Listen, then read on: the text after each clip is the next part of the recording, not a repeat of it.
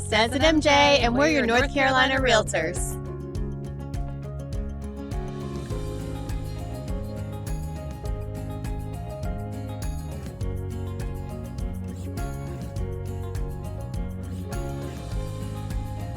Today we're going to talk about the pros and cons of buying in a new construction neighborhood. So you've made the decision to buy a house. Now you're trying to figure out, do I buy a brand new home or do I buy an existing home? Well, there's pros and cons to both, and we're going to cover those today. A huge pro to buying a new construction home is the fact that you can customize it in a million different ways. There's also several levels of buying a new construction home. There are custom homes, there are semi-custom, and then you have tract-built homes. So obviously custom homes are the most expensive, but again, being able to customize it a little bit even can go a long way when you're making your decision. So the kitchen is a great example of how you can customize a home when you're building. Usually design centers are involved, and you can go to this design center and pick out everything from the countertops, the cabinets, the backsplash, the faucet shade. Some are chrome, some are going to be satin nickel, some are going to be oil rub bronze. So they may have several choices to choose from. This particular client chose the herringbone pattern, but in the subway tile. There were a couple of tiles to choose from, and that let this person feel like they had some control over what their home looks like. You're not going to get that in an existing home unless you choose to renovate the home. Some other ways to customize your home would be picking the paint color, the floor type, so whether you're going to get carpet or you're going to do a luxury vinyl plank or a laminate, there are usually several choices. The type of banisters that you're going to get, the ceilings, which you can see these are a coffered ceiling, which is going to be an upgrade, but aren't they beautiful?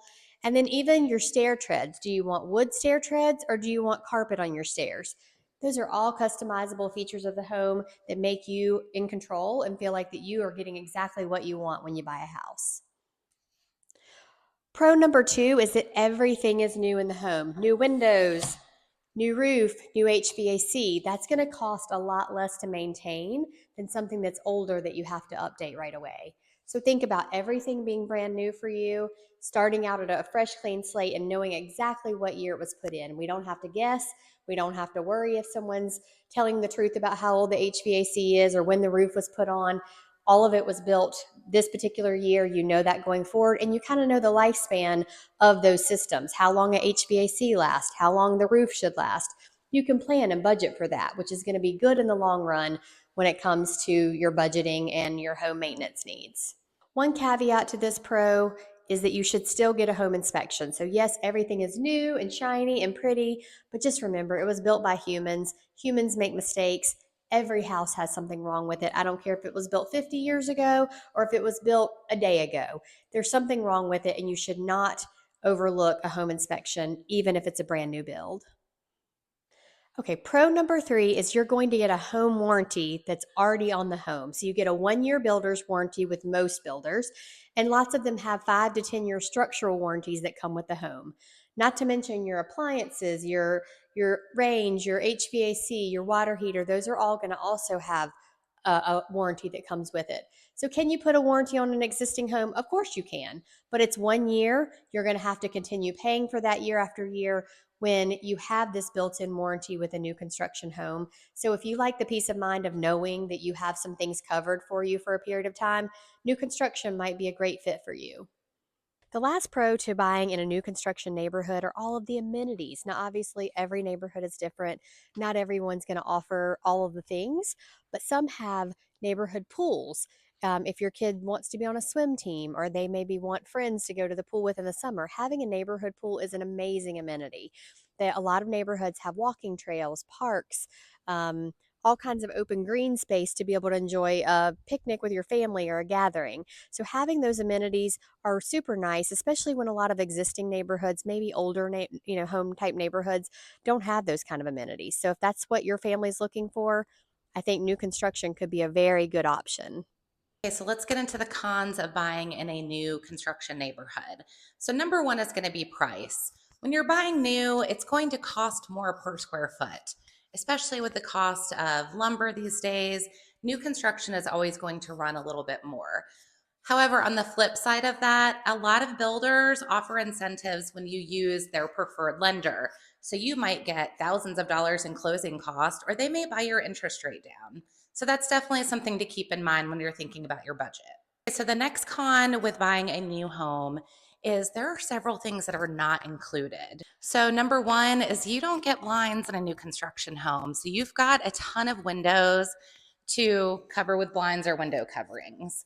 Number two, they typically do not come with a refrigerator. So that's also something that you're going to need to budget for, as well as a washer and dryer. And the last biggie is your landscaping. A lot of builders these days are not putting in sod, they are only going to seed and straw the backyard. A lot of times, especially in the heat of North Carolina, that is not going to work very well. So you're going to have to spend quite a bit of time and money getting your yard established. And let's not forget about builder grade finishes. And while the home is new, the finishes might be a bit basic or a little bit more generic than you care for. So, another thing to budget is if you want to customize light fixtures, um, doors, windows, anything of that nature, you are going to need to spend the money on it. As you can see, this entire room, actually, this entire house is painted white. You may not want an entirely white house, but it's the inexpensive way to paint a home. So if you want to add some color, again, you're going to need to budget or plan to do that on your own after closing. Another thing to think about is timeline. You may not have 6, 9, 12 months to wait until your home is built, especially if you're starting from the ground up. You also have a lot of things to factor in, like weather. Those could delay your construction process. So if you need to be in a home in 30 to 60 days, unless it's already built and the builder is just sitting on it, new construction may not be for you. So, is buying new construction really worth it? Well, that really depends on your preference, your budget, your timeline, and several other factors that we've covered today. Do you want low maintenance with a little bit higher price tag? Are you willing to get everything new but take some concessions on maybe the types of finishes that are in the home? It really depends on your priorities and what your life looks like and what you want that to look like going forward. But I think we've made some great points today for you to think about.